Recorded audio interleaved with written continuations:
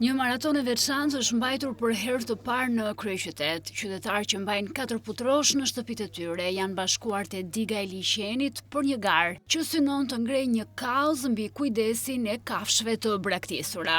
Ti shkojmë në nevojë miqve tanë 4 putrosh, të cilët kanë nevojë për dashuri, për përkujdesje dhe me anë të këtij eventi ne mundsojmë që t'i japim disi shpresë të gjithë shtëpizave që kanë nevojë për mirëkuptimin e gjithë secili prej nesh.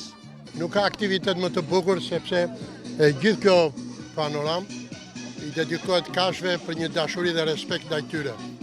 Jo vetëm në aspektin e kënaqësisë që t'i jep në këtë natyrë të bukur. Unë po ju them, shiko këtë aktivitet dhe nuk ka kënaqësi më të bukur në këtë diell të bukur.